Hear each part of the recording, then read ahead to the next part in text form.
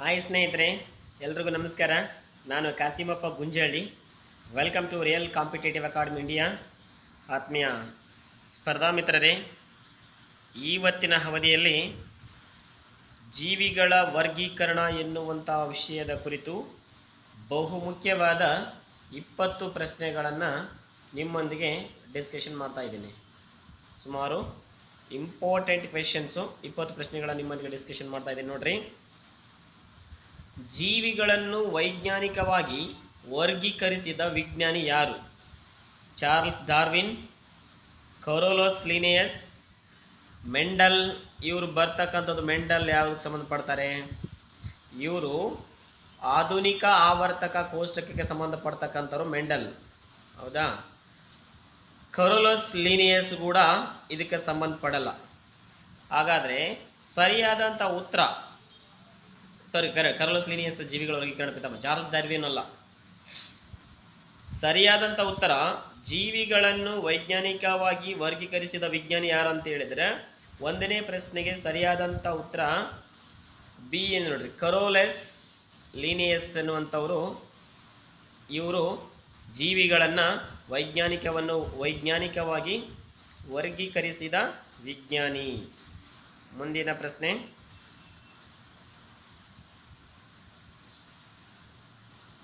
ಏನಿದೆ ಮುಂದಿನ ಪ್ರಶ್ನೆ ನೋಡಿ. ಜೀವಿಗಳ ಮೂಲಭೂತ ವರ್ಗೀಕರಣದ ಘಟಕ ಯಾವುದು? ಜೀವಿಗಳನ್ನು ನಾವು ವರ್ಗೀಕರಣ ಮಾಡ್ಬೇಕಂತ ಹೇಳಿದ್ರೆ, ಜೀವಿಗಳನ್ನಂತ ಹೇಳಿದ್ರೆ ಮೂಲ ಘಟಕ ಯಾವುದು? ಬೇಸಿಕ್ ಯೂನಿಟ್ ಯಾವುದು ಅಂತ ಹೇಳಿ. ಕುಲನ, ವರ್ಗ, ಜಾತಿ, ಗಣ ಯಾವುದು? ಎರಡನೇ ಪ್ರಶ್ನೆಗೆ ಸರಿಯಾದ ಉತ್ತರ ಯಾವುದು? ಜೀವಿಗಳ ಮೂಲಭೂತ ವರ್ಗೀಕರಣದ ಘಟಕ ಫಸ್ಟ್ ನಾವು ಕನ್ಸಿಡರ್ ಮಾಡೋದು ವರ್ಗ.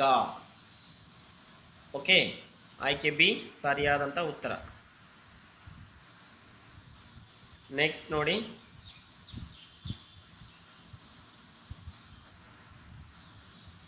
ಜೀವಿಗಳನ್ನು 5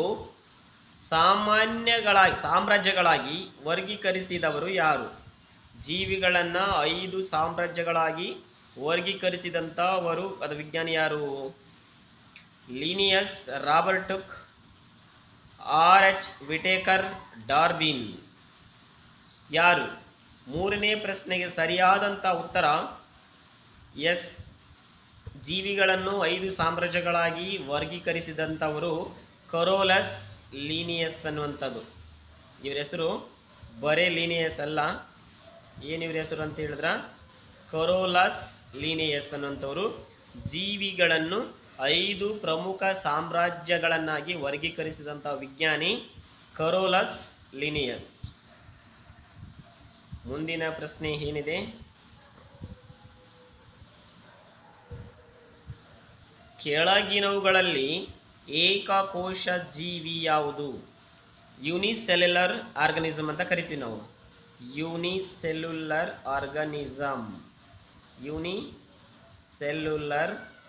ಆರ್ಗನಿಸಮ್ಸ್ ಅಂತ ಕರಿತೀವಿ. ಯಾವುದು? ಮಾವಿನ ಮರ, ಅಮೀಬ, ಮನುಷ್ಯ, ಕಪ್ಪೆ. ಸರಿಯಾದಂಥ ಉತ್ತರ ಮಾವಿನ ಮರ ಏಕಕೋಶ ಜೀವಿ ಅಲ್ಲ, ಮನುಷ್ಯ ಏಕಕೋಶ ಜೀವಿ ಅಲ್ಲ, ಕಪ್ಪೆ ಏಕಕೋಶ ಜೀವಿ ಅಲ್ಲ. ಉಳಿದಿರೋ ಆಪ್ಷನ್ ಯಾವುದು? ಬಿ, ಇದುವೇ ಸರಿಯಾದಂಥ ಉತ್ತರ. ಅಮೀಬಾ ಒಂದು ಏಕಕೋಶ ಜೀವಿಯಾಗಿದೆ, unicellular organism amoeba, multicellular organisms ಅಲ್ಲ. ಶಿಲೀಂಧ್ರಗಳು ಯಾವ ಸಾಮ್ರಾಜ್ಯಕ್ಕೆ ಸೇರಿವೆ? ನೋಡ್ರಿ, 5 ಜೀವಿಗಳನ್ನು ಪ್ರಮುಖವಾಗಿ 5 ಸಾಮ್ರಾಜ್ಯಗಳನ್ನಾಗಿ ವರ್ಗೀಕರಿಸಿದಂಥ ವಿಜ್ಞಾನಿ ಕರೋಲಸ್ ಲಿನಿಯಸ್. ಜೀವಿಗಳನ್ನು ವರ್ಗೀಕರಣ ಮಾಡಿದಂಥ ವಿಜ್ಞಾನಿ ಕೂಡ ಕರೋಲಸ್ ಲಿನಿಯಸ್. ಆ 5 ಸಾಮ್ರಾಜ್ಯಗಳಲ್ಲಿ ಶಿಲೀಂಧ್ರವು ಯಾವ ಸಾಮ್ರಾಜ್ಯಕ್ಕೆ ಸೇರುತ್ತಾ? ಮೊನೇರಾ, ಪ್ರೊಟೆಸ್ಟಾ, ಫಂಗೈ, ಪ್ಲಾಂಟಿ. ಯಾವುದು?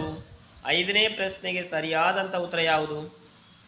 ಆಯ್ಕೆ ಸಿ ಏನಿದೆ ನೋಡ್ರಿ, ಶಿಲೀಂಧ್ರಗಳು ಅಥವಾ ಶಿಲೀಂಧ್ರವು ಫಂಗೈ ಎನ್ನುವಂತ ಒಂದು ಸಾಮ್ರಾಜ್ಯಕ್ಕೆ ಸೇರಿದೆ. ಆರನೆಯ ಪ್ರಶ್ನೆ, ಬ್ಯಾಕ್ಟೀರಿಯಾಗಳು ಯಾವ ಸಾಮ್ರಾಜ್ಯಕ್ಕೆ ಸೇರಿವೆ? ಮೊನೆರಾ, ಪ್ರೊಟಿಸ್ಟಾ, ಅನಿಮೇಲಿಯಾ, ಫಂಗೈ. ಬ್ಯಾಕ್ಟೀರಿಯಾ. ಆರನೇ ಪ್ರಶ್ನೆಗೆ, ಬ್ಯಾಕ್ಟೀರಿಯಾ ಎನ್ನುವಂಥದ್ದು ಪ್ರೊಟಿಸ್ಟಾ ಸಾಮ್ರಾಜ್ಯಕ್ಕೆ ಸೇರಿದಂತ ಒಂದು ಜೀವಿಯಾಗಿದೆ, ಏಕಕೋಶ ಜೀವಿಯಾಗಿದೆ ಪ್ರೊಟಿಸ್ಟಾ. ಮೊನೆರಾ, ಮೈಕೋಟಾ, ಪ್ರೊಟಿಸ್ಟಾ ಅಂತ ಬರ್ತಾವ, ಹೌದಾ? ಅವುಗಳ ಬಗ್ಗೆ ನೋಡ್ಕೊರಿ ನೀವು 8 ಅಥವಾ 9ನೇ ತರಗತಿ ಪುಸ್ತಕದಲ್ಲಿ, ವಿಜ್ಞಾನ ಪುಸ್ತಕದಲ್ಲಿ, ಎಸ್ಪೆಷಲಿ ಸ್ಟೇಟ್ ಸಿಲೆಬಸ್ ನಲ್ಲಿ ಇದೆ. ಆಮೇಲೆ ಈಗ CBS ಆಗಿರ್ಬೋದು, ICS ಆಗಿರ್ಬೋದು, ಅದರಲ್ಲಿ ಕೂಡ ಸಿಗ್ತೈತಿ, ನೋಡ್ರಿ. ನೆಕ್ಸ್ಟ್ ಮುಂದಿನ ಪ್ರಶ್ನೆ, 7ನೇ ಪ್ರಶ್ನೆ ಏನಿದೆ, ಸಸ್ಯಗಳು ಯಾವ ಸಾಮ್ರಾಜ್ಯಕ್ಕೆ ಸೇರಿವೆ? ಅನಿಮೇಲಿಯಾ, ಪ್ಲಾಂಟೆ, ಫಂಗೈ, ಮೊನೆರಾ. 7ನೇ ಪ್ರಶ್ನೆಗೆ ಸರಿಯಾದಂತ ಉತ್ತರ ಸಸ್ಯಗಳು ಫಂಗೈ ಎನ್ನುವಂತಹ ಸಾಮ್ರಾಜ್ಯಕ್ಕೆ ಸೇರಿವೆ. ಸಿ ಸರಿಯಾದಂತಹ ಉತ್ತರ. 8ನೇ ಪ್ರಶ್ನೆ, ಪ್ರಾಣಿಗಳು ಯಾವ ಸಾಮ್ರಾಜ್ಯಕ್ಕೆ ಸೇರಿವೆ? ಎಸ್ Plantae, Fungi, Animalia, next Protista. ಯಾವುದು? 8ನೇ ಪ್ರಶ್ನೆಗೆ ಸರಿಯಾದಂತ ಉತ್ತರ ಪ್ರಾಣಿಗಳು ಫಂಗೈಗೆ ಸೇರಿಲ್ಲ. ಪ್ರಾಣಿ ಸಾಮ್ರಾಜ್ಯ ಫಂಗೈಗೆ ಸೇರಿಲ್ಲ. ಪ್ರೊಟಿಸ್ಟಾ ಒಂದು ವರ್ಗಕ್ಕೆ ಸೇರಿದಂಥವು ಪ್ರಾಣಿಗಳು. ಪ್ಲಾಂಟನಲ್ಲೂ ಫಂಗೈನ ಅನಿಮೇಲಿಯಾ ಕೂಡ ಅಲ್ಲ, ಪ್ರೊಟಿಸ್ಟಾ.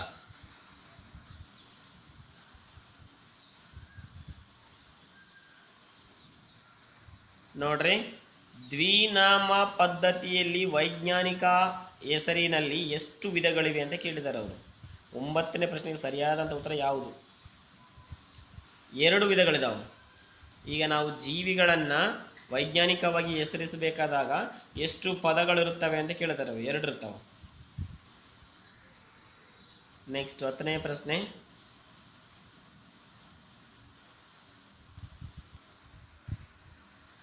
ಹೋಮೋಸೇಪಿಯನ್ಸ್ ಎಂಬುದು ಯಾರ ವೈಜ್ಞಾನಿಕ ಹೆಸರು? ಎಸ್ ಮನುಷ್ಯಂದು. ಹೋಮೋಸೇಪಿಯನ್ಸ್ ವೈಜ್ಞಾನಿಕ ಹೆಸರು ಮನುಷ್ಯ. ಕತ್ತೆದೇನಾಗಿರುತ್ತೆ? ಈಕ್ವಸ್ ಕ್ಯಾವಲಸ್, ಹೌದಾ? ನೋಡ್ರಿ, ಸರ್ಚ್ ಮಾಡಿ ತಿಳ್ಕೊರಿ. ನೆಕ್ಸ್ಟ್ 11ನೇ ಪ್ರಶ್ನೆ ಏನಿದೆ, ದ್ವಿನಾಮಕರಣ ಪದ್ಧತಿಯನ್ನು ಪರಿಚಯಿಸಿದವರು ಯಾರು?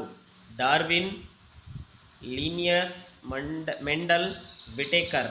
11ನೇ ಪ್ರಶ್ನೆಗೆ ಸರಿಯಾದಂತ ಉತ್ತರ ದ್ವಿನಾಮಕರಣ ಪದ್ಧತಿಯನ್ನು ಪರಿಚಯಿಸಿದವರು ಕೂಡ ಲಿನಿಯಸ್, ಕರೋಲಸ್ ಲಿನಿಯಸ್. 12ನೇ ಪ್ರಶ್ನೆ,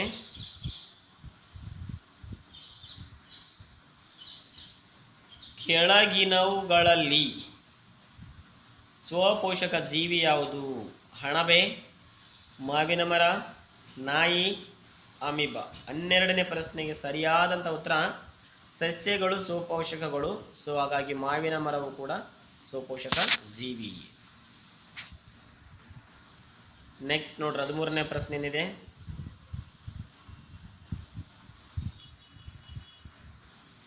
ಶಿಲೀಂಧ್ರಗಳಲ್ಲಿ ಆಹಾರ ಪಡೆಯುವ ವಿಧಾನ ಯಾವುದು? ಪ್ರಕಾಶ ಸಂಶ್ಲೇಷಣೆ, ಪರಪೋಷಣೆ, ಸ್ವಪೋಷಣೆ, ರಾಸಾಯನಿಕ ಸಂಶ್ಲೇಷಣೆ. 13ನೇ ಪ್ರಶ್ನೆಗೆ ಸರಿಯಾದಂತ ಉತ್ತರ ಶಿಲೀಂಧ್ರಗಳಲ್ಲಿ ಸ್ವಪೋಷಣೆ ಎನ್ನುವಂತ ಆಹಾರ ವಿಧಾನ ನಡೆಯುತ್ತಾ? ಆಯ್ಕೆ ಸಿ. 14ನೇ ಪ್ರಶ್ನೆ ನೋಡಿ, ಜೀವಿಗಳ ವರ್ಗೀಕರಣದ ಮುಖ್ಯ ಉದ್ದೇಶ ಯಾವುದು? ಆಹಾರ ತಯಾರಿಸುವುದು, ಜೀವಿಗಳನ್ನು ಸುಲಭವಾಗಿ ಗುರುತಿಸಿ ಅಧ್ಯಯನ ಮಾಡುವುದು, ಬೆಳೆಯುವುದು, ಸಂತಾನೋತ್ಪತ್ತಿ ಮಾಡುವುದು. ಸರಿಯಾದಂತ ಉತ್ತರ ಆಯ್ಕೆ ಬಿ. 14ನೇ ಪ್ರಶ್ನೆಗೆ ಸರಿಯಾದಂತ ಉತ್ತರ ಯಾವುದು? ಆಯ್ಕೆ ಬಿ. ಜೀವಿಗಳನ್ನು ಸುಲಭವಾಗಿ ಗುರುತಿಸಿ ಅಧ್ಯಯನ ಮಾಡುವುದೇ ಜೀವಿಗಳ ವರ್ಗೀಕರಣ ಶಾಸ್ತ್ರದ ಪ್ರಮುಖ ಉದ್ದೇಶ. 15ನೇ ಪ್ರಶ್ನೆ ನೋಡ್ರಿ,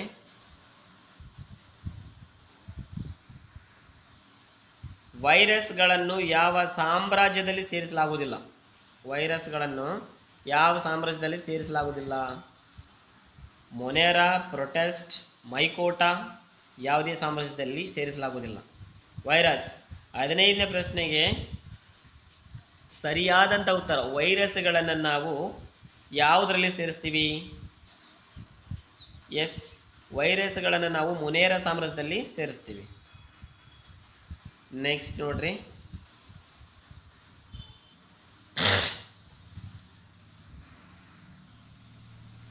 ಕೆಳಗಿನವುಗಳಲ್ಲಿ ಯಾವುದು ಪ್ರೋಟಿಸ್ಟಾ ಸಾಮ್ರಾಜ್ಯಕ್ಕೆ ಸೇರಿದೆ? ಅಮೀಬಾ, ಬ್ಯಾಕ್ಟೀರಿಯಾ, ಅಣಬೆ, ಮಾವಿನ ಮರ. 16ನೇ ಪ್ರಶ್ನೆಗೆ ಸರಿಯಾದಂಥ ಉತ್ತರ ಸಿ, ಪ್ರೋಟಿಸ್ಟಾ ಸಾಮ್ರಾಜ್ಯಕ್ಕೆ ಸೇರಿರ್ತಕ್ಕಂಥದ್ದು ಅಣಬೆ. ನೋಡ್ರಿ 17ನೇ ಪ್ರಶ್ನೆ, ವರ್ಗೀಕರಣದಲ್ಲಿ ಕಿಂಗ್ಡಮ್ ಅನ್ನು ಕನ್ನಡದಲ್ಲಿ ಏನೆಂದು ಕರೆಯುತ್ತಾರೆ? ಸಾಮ್ರಾಜ್ಯ ಅಂತೇಳಿ ಕರೀತಾರೆ. 17ನೇ ಪ್ರಶ್ನೆಗೆ ಸರಿಯಾದಂಥ ಉತ್ತರ ಬಿ, ಸಾಮ್ರಾಜ್ಯ ಅಂತ ಕರೀತಾರೆ. 18ನೇ ಪ್ರಶ್ನೆ, ಜೀವಿಗಳ ವರ್ಗೀಕರಣದಲ್ಲಿ ಅತ್ಯುನ್ನತ ಹಂತ ಯಾವುದು? ಜಾತಿ, ಕುಲ, ಸಾಮ್ರಾಜ್ಯ, ವರ್ಗ. ಯಾವುದು 18ನೇ ಪ್ರಶ್ನೆಗೆ ಸರಿಯಾದ ಉತ್ತರ?